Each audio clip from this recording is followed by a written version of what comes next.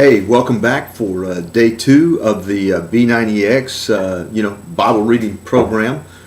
Day 1, as you read through there, those first 16 chapters of Genesis, it's like I said, it's pretty exciting. There's a lot of things that take place, a lot of things that happen.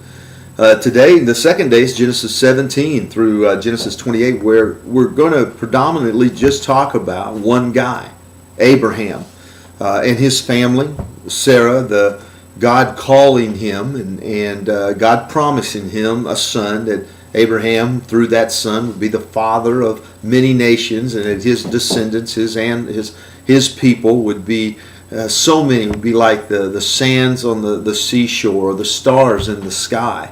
And so, Abraham has this promise, but of course, as you're reading, Sarah and both Abraham are very old, and there's no children that come along. And we read about how Sarah tried to plan through Hagar, her maidservant, and Ishmael was born, and we could get into a lot of history there, and today how that affects the world, the Middle East today, because of what Sarah did. But that was not God's plan.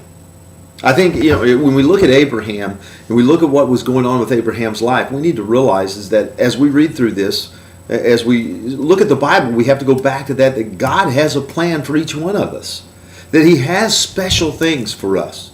Of course, we let sin come in, and we let Satan deceive us into believing other things, or to chase after the dreams of this world, because the world is constantly trying to get us to take our eyes off of the plan and the purpose that God has for us in this world, in our own individual lives. I think, of course, probably the most incredible story is right here in Genesis, the 22nd chapter, where God tells Abraham, after his son Isaac has been born, that He wants him to take and sacrifice Isaac. He wants him to give up the hope, the dream.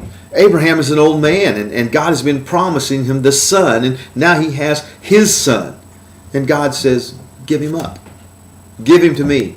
And don't just give him to me, I want you to sacrifice him. Well, when we look down through there, and we get down to the 9th verse of the 22nd chapter of Genesis, let me just read. It says, when they arrived at the place where God had told him to go, Abraham built an altar and arranged the wood on it. Then he tied his son Isaac and laid him on the altar on top of the wood, and Abraham picked up the knife to kill his son as a sacrifice. At that moment, the angel of the Lord called to him from heaven, Abraham, Abraham. Yes, Abraham replied, here I am.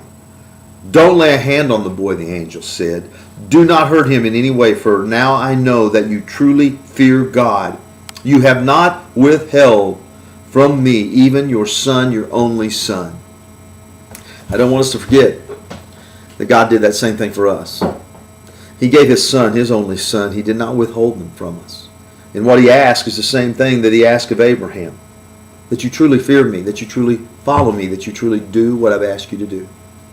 So today as we read and today as we live, I hope that you'll see that God has a purpose and a plan. God will work that purpose and plan when we truly let Him take control of our lives.